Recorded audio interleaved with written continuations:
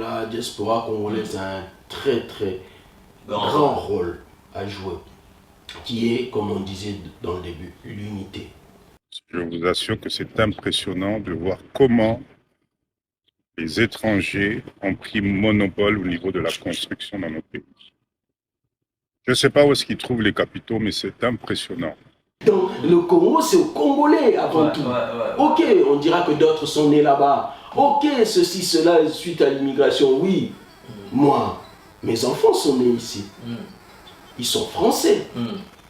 Mais ils ont une base qui est le Congo.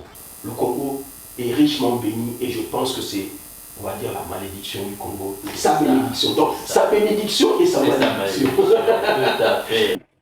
Alors, ce qui est extraordinaire, c'est que les immeubles et les appartements construits, quand on demande le loyer imposé, je vous assure que le Congolais moyen est incapable de se loger dans ces appartements construits par nos amis, les Libanais, les Indiens, les Pakistanais et les Chinois. Et il y avait ce côté congolais qui manquait vraiment à avoir les racines d'abord, tout d'abord. Alors c'était pour moi important de me rendre sur ma terre, de voir le pays, de me reconnecter avec ma terre. Que les Congolais on puisse se réveiller et se rendre compte que le pays, surtout la Gombe, on risque d'être des étrangers là-dedans. Hein?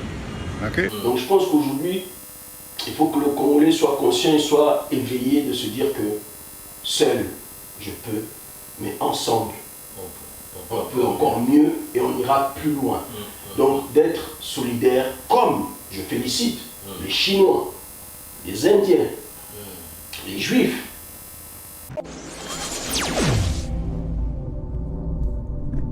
Métro Paris Kinshasa, tout le temps à vos côtés, tout le temps sur vos oreilles, tout le temps sur vos écrans.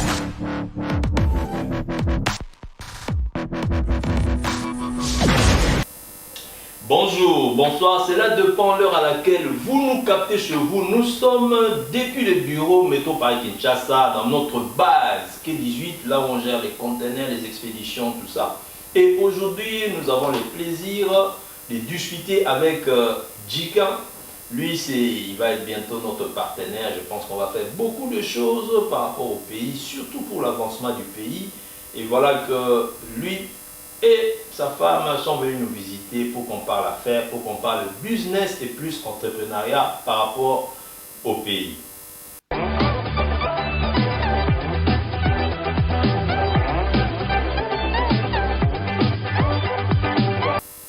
Bonjour Djika. Bonjour vieux papy. En tout cas, le plaisir est pour nous vraiment de te recevoir parmi nous, hein, mais d'emblée, qu'est-ce que tu fais en France ici? Ah ben, en France, je suis entrepreneur. Voilà. Dans quel secteur? Ben, dans divers secteurs qui est la coiffure, la restauration rapide et tout ce qui est vente de véhicules, donc dans l'automobile. Dans l'automobile. Tout à l'heure, on a discuté, vous m'avez dit, toi et ta femme, comme quoi vous venez du Congo, du pays, c'était apparemment pour la première fois. Oui, la première fois. Bon, je suis congolais, hein, de père et de mère, né au Congo. J'ai grandi jusqu'à l'âge de 7 ans.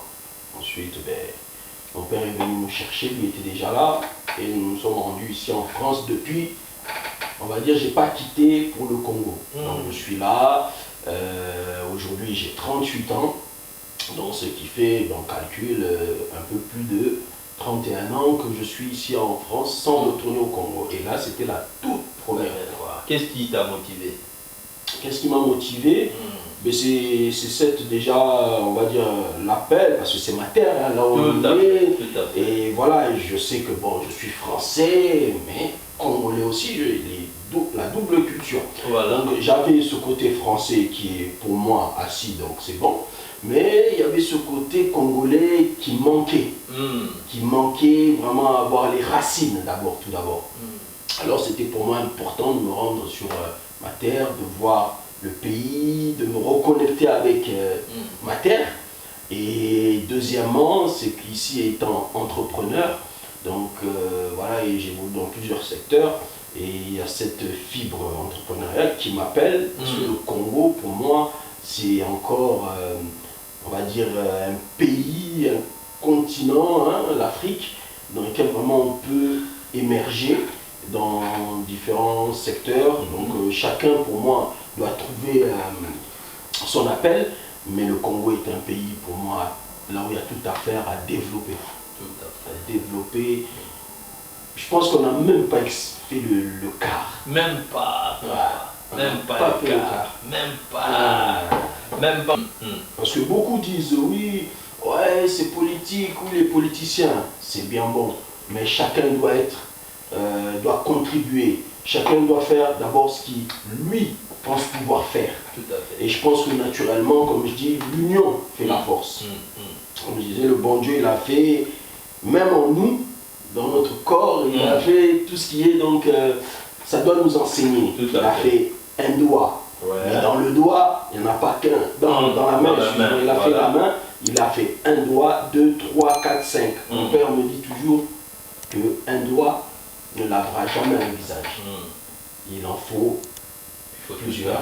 Voilà. Pour que ça fasse une main, il lave un visage. Donc je pense qu'aujourd'hui, il faut que le Congolais soit conscient et soit éveillé de se dire que seul, je peux, mais ensemble, on peut encore mieux et on ira plus loin. Donc d'être solidaire, comme je félicite les Chinois, les Indiens, les Juifs, tous ces gens-là sont unis et sont ensemble. Et puis, comme on dit, après ça devient du mathématique. Hein. C'est ça. 1 plus 1 égale 2. Donc ça veut dire que on voit comment ils avancent, parce qu'ils ont compris, on va dire, la méthodologie. La méthodologie, c'est être ensemble. Le Congolais doit adopter pour moi cette méthodologie de l'union. Et je pense que quand on aura compris ça, on pourra avancer. Il y a aussi plusieurs facteurs, moi je vais dire, négatifs chez le Congolais. C'est quoi? C'est que le Congolais est trop individualiste. C'est ça. Le Congolais pense d'abord aux futilités avant de penser aux choses concrètes. Le Congolais, c'est bien la culture musicale où on est très riche en ça, mais comme je pense dans chaque chose, il y a du bon et il y a du mauvais. Prendre les bons, oui, ça adoucit, lui, les gens, voilà, ça les relaxe, ils écoutent la belle mélodie. Pourquoi pas? Mais dans ça, il ne faut pas suivre tout ce que les artistes nous emmènent, la Bible, la luxure, tout ça c'est bien parce que je pense que l'humain, naturellement, on aime le confort. Tout à fait. Mais quelque part pour les croyants, il est dit que tout excès nuit. Moi je pense que pour vivre bien, oui, on a besoin d'un toit, on a besoin d'une voiture, on a besoin de ce qu'il faut, parce que c'est le monde, bien sûr, on n'exclut pas ça. Mais il faut dire, il faut placer ses priorités. Tout à fait. Pour savoir limiter les choses. Voilà. Priorité. Quand j'ai déjà une télé correcte, aujourd'hui c'est des écrans plats sur le mur, pourquoi vouloir dans le même salon avoir 2, 3? C'est ça le problème. C'est toujours ce truc de l'insatisfaction. Je pense que ça, les Congolais y est pas beaucoup. Hein. Ouais, l'insatisfaction. Je pense que le Congolais, on doit faire un examen sur nous-mêmes, de savoir, il y a plein de titres, voilà, l'égoïsme, l'union, tout ce qui est futilité. Je pense qu'on doit mettre plein de sujets clés sur lesquels que le Congolais doit travailler. Du moins, les entrepreneurs, ceux qui prétendent, ceux qui ont envie d'eux. Je pense que c'est sur cette base-là qu'on doit se poser les bonnes questions. Et si on a une bonne question, qu'on commence à être 1, 2, 3, 4, je pense qu'à partir de là, on va avoir une, on va dire, moi je vais appeler ça comme ça aujourd'hui, une diaspora consciente. Consciente. Consciente, bravo. Est-ce que, selon toi, puisque tout à l'heure tu as parlé des Chinois, des Indiens, on va passer à une vidéo qui m'a interpellé, envoyée par un ami qui est sur place là-bas à Kinshasa aussi. Et le gars se plaint aussi de la situation, comme quoi les Pakistanais, les autres communautés. Le frère vient de dire tantôt que voilà, les Congolais cherchent toujours à vivre seuls, à avancer tout seul, après c'est le goût qui vient. Donc on va voir, est-ce que c'est de notre propre faute d'abord, avant la vidéo, est-ce que c'est de notre propre faute aujourd'hui qu'on constate, par exemple à Kinshasa, que tout le secteur immobilier, je parle ici des grandes constructions, genre immeubles à 10 étages et plus, que c'est seulement contrôlé par d'autres nationalités. Est-ce que c'est de notre propre faute ou il y a un système au pays en notre défaveur qui favorise tout ça? Ok, merci. Selon moi, je pourrais dire il y a les deux. Il y a un système et c'est nous-mêmes. Alors, nous-mêmes, pourquoi? Parce que comme je venais de dire, c'est d'abord le Congolais où il place ses priorités. Parce que demain, moi aujourd'hui, j'ai envie aussi, pourquoi pas, demain de faire l'immobilier. Mais si ça reste juste une envie, comme on va dire, passagère. Mais moi, je dis, dans l'idée, il faut l'action. Donc, le Congolais, il a des bonnes idées. Mais est-ce qu'il les emmène jusqu'au bout? Est-ce que le combat, il se lève pour combattre pour la patrie? Et comme tu parlais, est-ce qu'il est individualiste? S'il est individualiste, et puis je pense qu'au-delà de ça aussi, c'est plein de choses qui font, on a toujours entendu Kindoki, et ceci, et faire attention, on a entendu les poisons. Donc je pense que c'est tous ces facteurs pour moi qui font qu'aujourd'hui, ça travaille dans la psychologie du Congolais qui se freine, se limite. Et au-delà de ça, il y a aussi cette base, qui est, je pense, peut-être maintenant qui devient innée chez le Congolais, l'envie, voilà, de toujours grand prêtre, c'est moi d'âger. Les PDG, les boss. Voilà. Pour ça, eh bien, il est prêt même à ne pas donner la recette à son voisin, de ne pas conscientiser l'autre. Donc, il veut que les acclamations soient pour lui et lui seul. Le problème, il est dans ça. Donc, pour répondre, c'est lui-même pour toutes ces choses et qu'on peut parler jusqu'à demain. C'est le Congolais lui-même qui fait son blocage dans, on va dire, dans ce secteur immobilier. Parce que on sait construire, hein, le Congolais intelligent. On a commencé avec les maisons de paille, il y a des maçons. Quand les gens font des projets, même ces Libanais que tu dis, même ces Indiens, ces Chinois, la grande partie et majorité, moi j'ai vu au Congo, c'est les Congolais. Donc ça veut dire que le Congolais a les aptitudes pour, a les connaissances pour, mais le Congolais se limite et suit les futilités. Ce qui fait que dans tout ça, le Congolais, il ne met pas le curseur au bon endroit. Et pour le système, pour répondre à la deuxième question, le système, oui, pour moi, il y a un système, c'est politique, c'est voulu. Non, je n'irais même pas dire par nos politiciens, nous. C'est voulu, je pense, par le monde. C'est voulu par le monde parce que le Congo fait partie, pour ne pas dire qu'il est le berceau de l'humanité, il fait partie du déclencheur. Parce que quand on prend le plan de l'Afrique, quand on tourne la carte, la gâchette est là où il y a le Congo. Quand on prend nos téléphones portables, nos iPhones, nos Android, le coltan, tout ce qu'on peut y trouver, les ordinateurs, tout ça, la grande partie, pour ne pas dire que ça vient que du Congo, mais la grande partie de ces minerais vient du Congo. Le Congo est richement béni et je pense que c'est, on va dire, la malédiction du Congo. Sa bénédiction. Donc, sa bénédiction et sa malédiction. Donc, c'est voulu.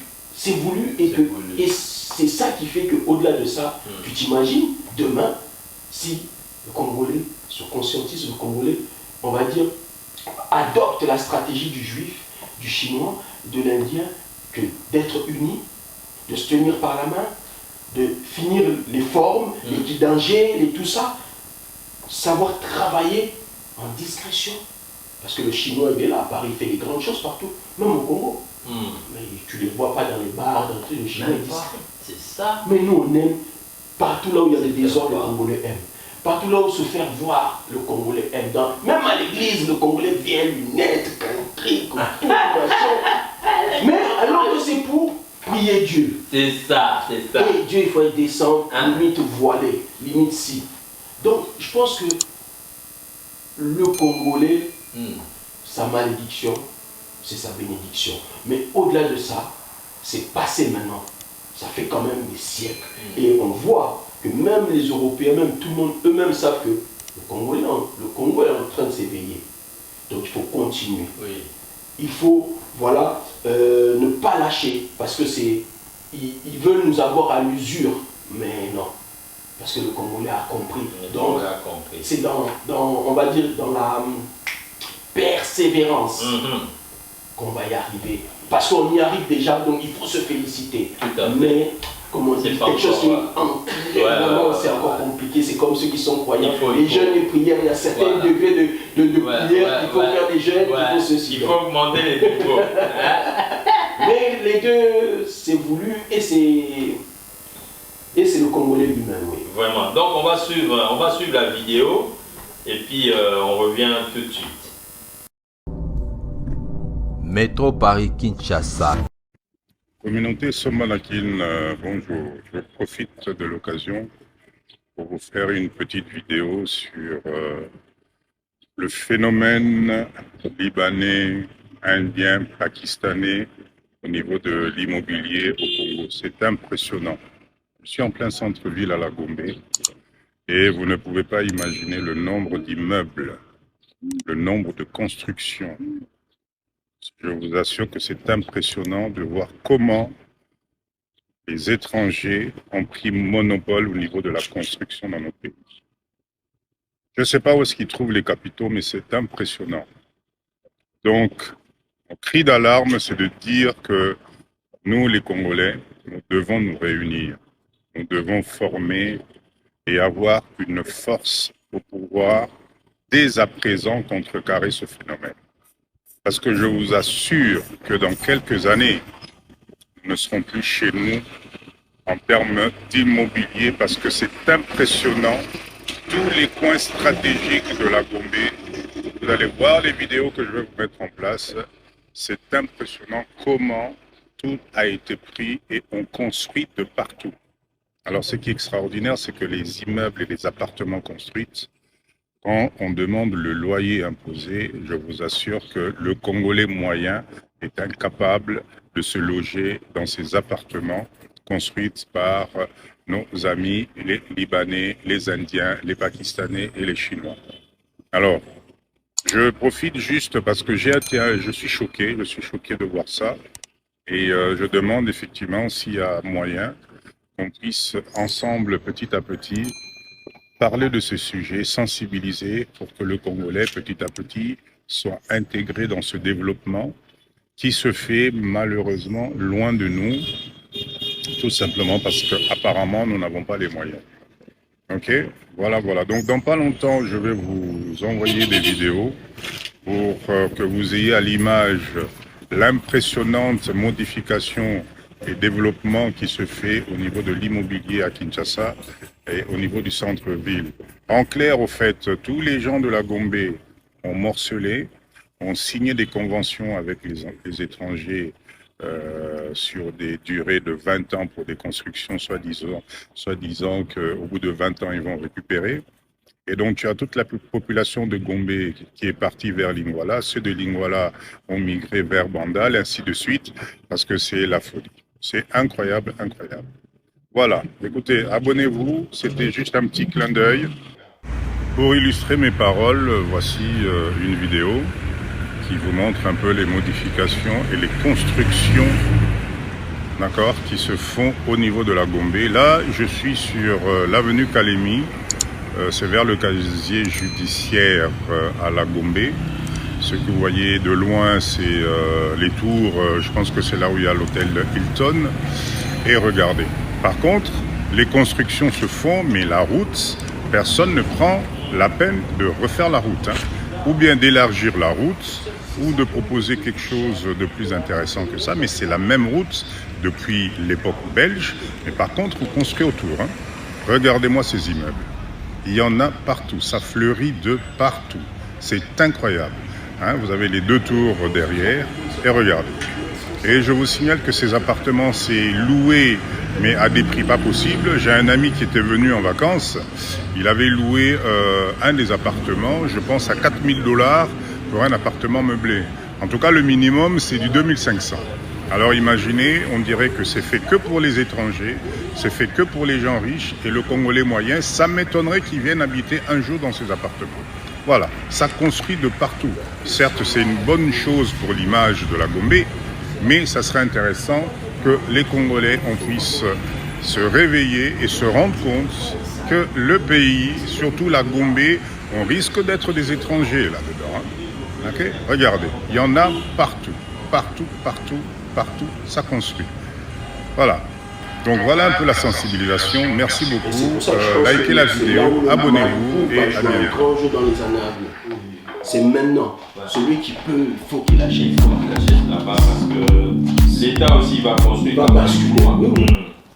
Le pont Congo-Brazza. C'est là-bas. Donc ça veut dire que il s'est pas dit qu'aujourd'hui le truc que tu achètes à 2000, 3000 dollars, que dans 10 ans ça va y 50, 60 000. Oui, oui, c'est ça. Et même avant. Alors, comment tu vas réagir par rapport à cette vidéo? Apparemment, il y a de bonnes choses qui se font au pays. On va dire bon dans le sens de, c'est quand même de grandes constructions pour le compte du pays, hein, même si bien que c'est fait par des étrangers. Mais est-ce que, selon les discours de monsieur, est-ce qu'il y a un danger dans tout ça? Parce qu'à la fin, il a dit, est-ce que le Congolais moyen pourrait, lui, un jour habiter ses appartements? Mais c'est est-ce que pour louer? Oui, c'est qu'il y a un danger. Parce que oui, ils font de beaux immeubles. Mais comme j'ai pu le constater, comme il a si bien relaté dit, les routes, pour moi, sont impraticables. Donc comment vous pouvez faire un truc luxe, là où les voitures peinent à rouler? Comment vous pouvez construire des beaux immeubles comme ça, sans pour autant prendre la peine d'arranger même le métrage de ton immeuble? C'est ça, l'extérieur. Voilà, même là où... Mais ils ne le font pas. Après, pour dire que oui, c'est un danger pour demain, oui, parce que, vouloir ou pas, ça fait qu'augmenter les loyers, les prix de l'immobilier, tout ça au Congo, la luxure, ils veulent mettre en avant la luxure. Mais pour qui? Parce que le Congolais moyen n'a pas les moyens. Le Congolais, il n'y a pas de travail. Donc qu'est-ce qu'il faut faire? Oui, c'est un danger, alors je répondrai. Parce que ça va pousser encore à d'autres gens de voler plus, de magouiller plus. Ah bon? Mais parce qu'ils veulent ce standing. Comme on a dit, le Congolais veut qu'il grand prêtre. Ouais, donc il y en a, ils veulent même être associés à dire que oui, j'habite Gombe. Oui, j'habite tel immeuble qui cartonne d'argent en ce moment, comme on entend des hôtels Rotana, comme on entend tout ça. Donc, le Congolais va vouloir être associé à tout ça. Donc, comme il n'y a pas de travail, il n'y a pas tellement d'emplois ou des... Ils créent des immeubles, ils créent tout, mais où sont les usines? C'est ça.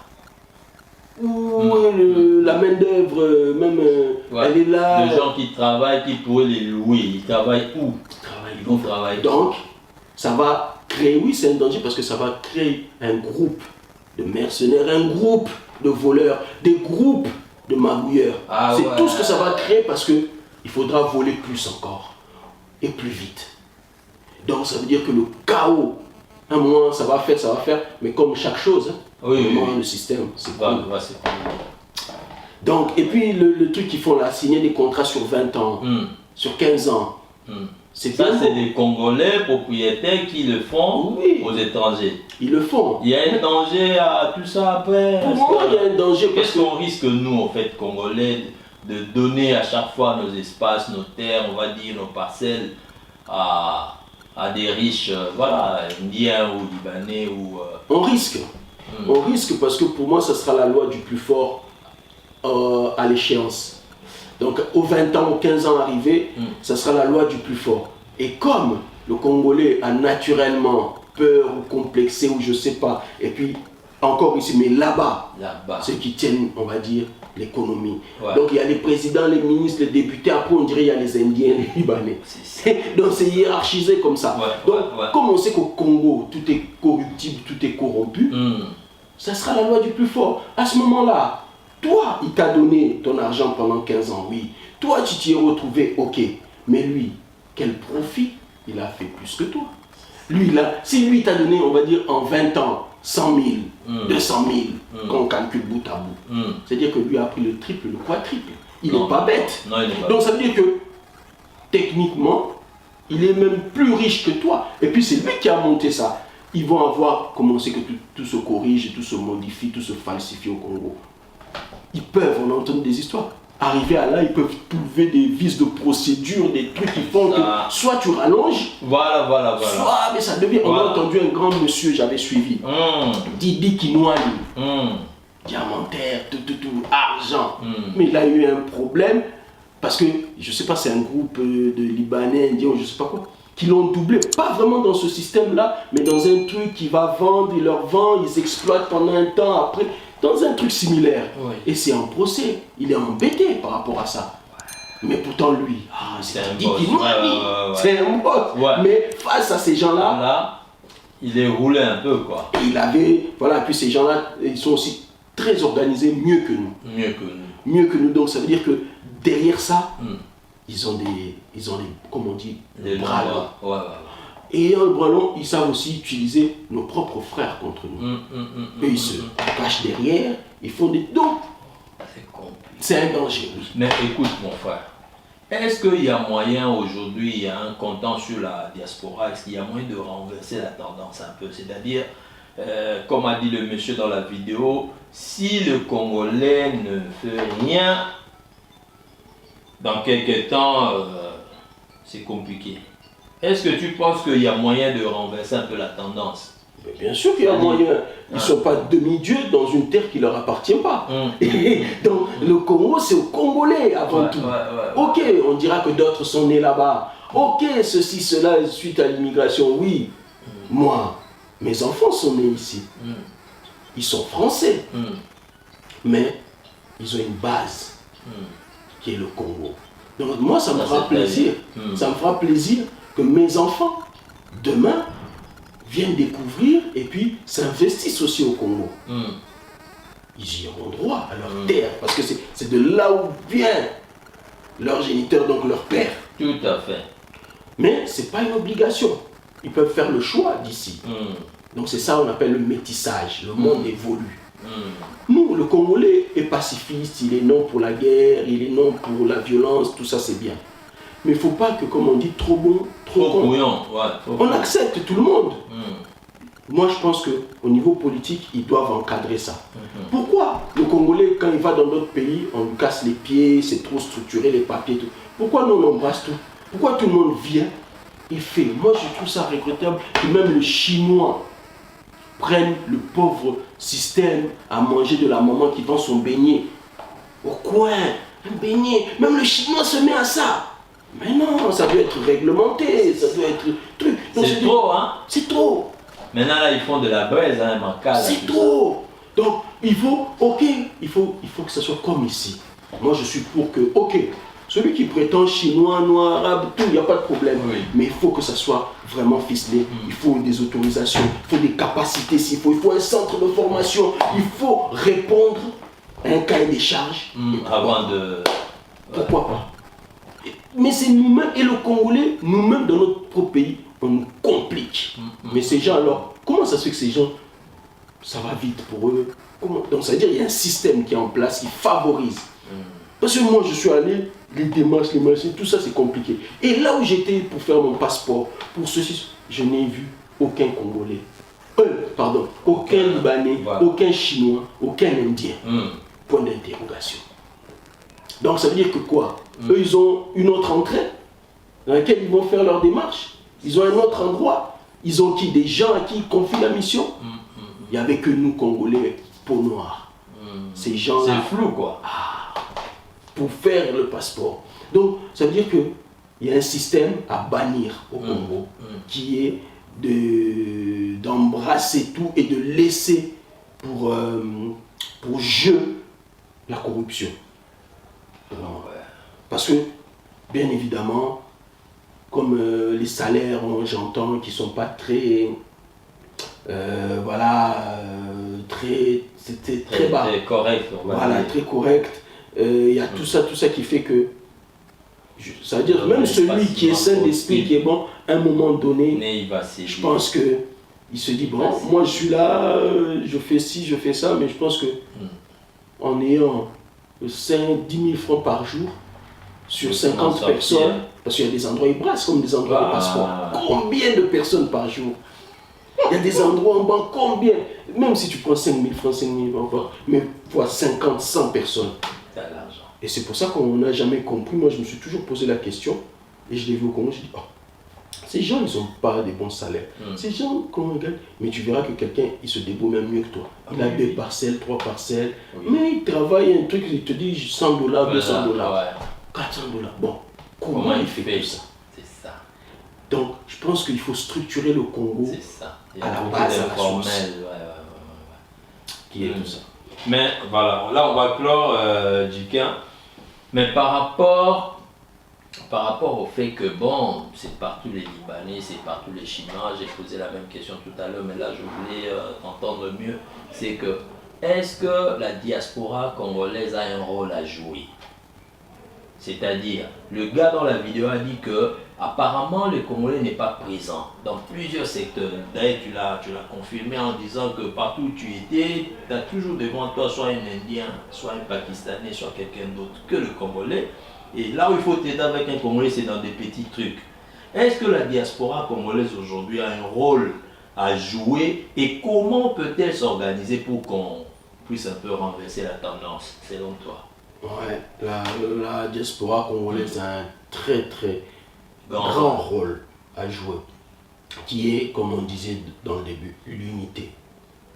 Et je pense même aller à dupliquer l'idée, le système des combattants, mais dans l'évolution, dans l'évolution économique, financière, entrepreneuriat. Ok. Je pense qu'il faut essayer qu'il y ait un groupe de diaspora qui milite.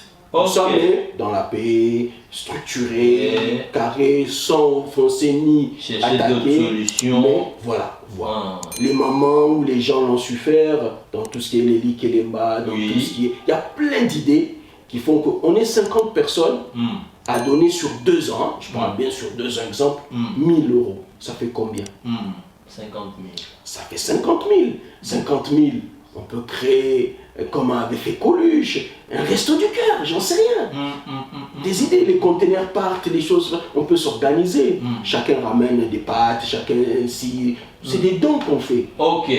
On fait ces dons-là, mais à la base, on a quand même 50 000 de fonds. Mais quand on a construit, comme on dit, un resto du cœur, exemple, parce que personne n'a rien inventé. Comme dit la science, la physique, rien ne se perd, tout se transforme. Alors, même la Bible pour les croyants dit que rien n'est nouveau sous la terre. Ce qui a été déjà. Voilà. Donc, je pense que c'est dans ça qu'il faut dire que c'est pas nous on va venir créer. On prend le système qu'avait fait Coluche, exemple, pour ceux qui sont français, de le dupliquer là-bas. Pour moi, ça sera une acclamation pour ceux-là, ce mouvement de diaspora qui feront ça. De se dire, bon, on a 1 an, un conteneur partira tant, on va mettre, chacun va venir donner des dons. Comme on a nos fonds de 50 000, on saura faire. S'organiser, il y en a qui sont sur place, il y a des trucs. Et c'est vraiment trier quelle famille a besoin, voilà, c'est pas tout et n'importe qui. Tout sera bien, comme je dis, structuré. Qui a droit à ça. Ça, c'est une chose. Donc, et justement, comme on parle, il faut bien que ces choses, comme on est la diaspora, ça veut dire qu'on est ici, il faut que ça aille là-bas. Donc, qui dit envoi, conteneur, frais maritimes, tout ça. Et très honnêtement, nos présidents ou les douaniers, je ne sais pas qui gère ce côté-là, il faut qu'on révise. Le Congo est le pays, l'un des pays les plus chers en douane, les plus compliqués en manière administrative, on nous complique alors qu'on a plein de bonnes initiatives. Donc nos gouvernements doivent revoir ce côté un peu douane, frais de douane, parce qu'on va juste au Congo-Brazza à côté, on va, j'entends le Cameroun, j'entends bien vrai qu'on dira oui par rapport à la distance. Ok, mais ce qu'on prend là, à qui favorise? Parce que ça veut dire que côté douane, l'argent rentre au Congo. Parce que malgré ça, le Congolais ne se décourage pas, il envoie. Donc l'argent rentre. Dans plein de... Je suis allé là en banque. L'argent rentre parce qu'avant d'ouvrir un compte, il faut mettre ne serait-ce que quelque chose. Partout. En fait, l'économie, ça tout. Mais à qui profite tout ça? Où va cet argent qu'on prend la douane, on peut restructurer, on peut faire ceci. Je suis allé à l'aéroport. J'ai été peiné. Je vais dans des endroits, même si ça va, c'est correct, mais un petit truc pour un grand pays. pour un si grand pays, un petit truc comme ça. Et puis, là où on te demande la paye, non pas en carte bleue, donne en espèces, non, des gens qui viennent directement, je vais porter tes colis, tu sais pas d'où ils sortent, tu lui as rien demandé. Tout ça parce que chacun cherche, j'ai compris. Mais c'est, non, il y a plein de choses à revoir et je pense que, pour moi, même le gouvernement devrait, pour moi, avoir aussi des... Parce que c'est la France-Congo, hein. Donc, devrait, France-Congo, Belgique-Congo, Europe-Congo, ils devraient prendre des gens dans la politique, dans chaque secteur, qui sont aussi de la diaspora, qui vont travailler parce que les idées, quelqu'un comme moi, je ne prétends pas être à la politique, ni je ne veux même pas y être. Ouais. Mais si j'y étais, je pense que je pourrais ramener une pierre à l'édifice sur plein de choses, parce que je le vois ici. Madame, tu entends ça? Ah, il faut l'encourager. Hein. Donc, merci beaucoup, Djika. Vraiment, bon, c'était un plaisir, hein, mais on continue de croire au Congo. La dernière question, est-ce que tu conseillerais à quelqu'un que tu connais, même s'il n'est pas congolais, de pouvoir un jour investir au Congo sans te poser à toi cette question? Est-ce que toi, selon toi, après avoir visité le pays, après plusieurs années, est-ce que tu peux te conseiller toi-même d'aller investir au Congo? Moi-même, merci pour la question, moi-même j'y crois à 1000% au Congo. Super. Parce que je sais que rien de tout ce qui est grand n'est facile. Donc c'est un combat, mais la victoire, elle sera là. Le Congo de demain, même si toi et moi on ne le voit pas, nos enfants, même si pas nos enfants, mais nos petits-enfants. Donc on y est. Par chance, toi et moi, on peut voir le changement du Congo. Au mieux, nos enfants, au mieux de au pire, nos petits-enfants. Mais en tout cas, dans tout ça, on va voir l'évolution du Congo. Donc c'est une question, je pense, de 20 ans maximum. Maximum. On verra l'évolution du Congo parce que tout le monde était bien. Même les gens qui sont dans la politique, ils savent qu'il n'y a plus beaucoup de temps pour changer les choses. Que le peuple commence à être éveillé. Au-delà de ça, tu m'as posé une question, est-ce que je conseillerais quelqu'un d'aller investir au Congo? Étant dans les affaires, c'est conseiller quelqu'un, s'il me le demande, oh oui, je lui dirais ça, je lui donnerai les astuces, les trucs que moi je maîtrise, que je connais. Ce que je ne connais pas, on ne peut pas conseiller sur quelque chose qu'on ne connaît pas.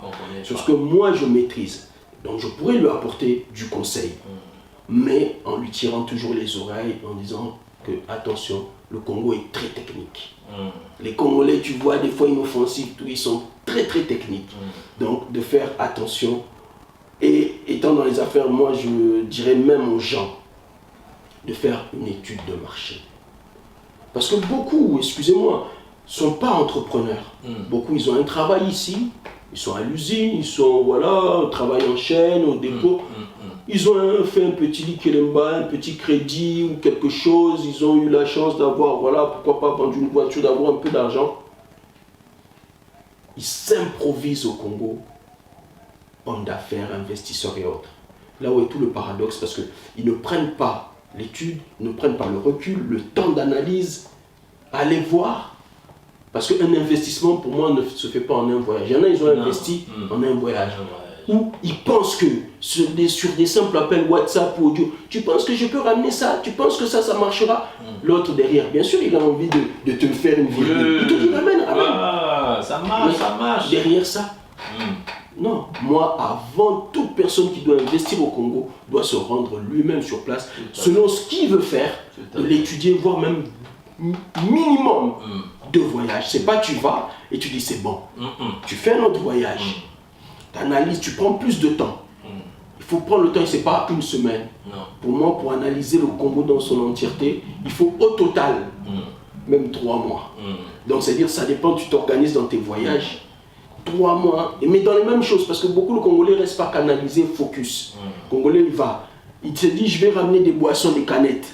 Il va ramener des canettes, on va dire, mais non, il fallait ramener, toi tu as ramené Fanta, il fallait ramener Coca. Ah, ici c'est Coca, ah d'accord. Il ramène Coca. Et pendant ce temps-là, il a vu que non, c'est les voitures, ah d'accord. Donc il s'égare lui-même dans sa vision. Donc tu changes ta stratégie d'attaque, bien souvent. Ça c'est cool parce qu'il faut rester focus, parce qu'il faut payer le prix. Tout à fait. Pour comprendre le circuit, c'est ça. Il faut accepter les échecs. On est trop, je sais pas moi, trop vite, il faut gagner tout de suite. C'est ça. C'est ça. Et même comme a dit Nelson Mandela, ce grand homme, même quand je perds, j'apprends. Donc, je pense que l'échec fait partie de l'apprentissage et l'apprentissage fait partie de la réussite. Voilà, c'est ça. Je pense qu'avec ces mots, on va clore. Tu as un dernier mot, quelqu'un à saluer, madame n'est pas dans le film. Oui, je peux saluer. Ouais, vas-y, ouais. Un dernier mot, Djiken, et puis on va clôturer l'émission. Ouais, alors merci beaucoup à toute la diaspora, à toutes ces personnes qui ont pris le temps de nous écouter attentivement. Voilà, merci notre partenaire futur sûrement.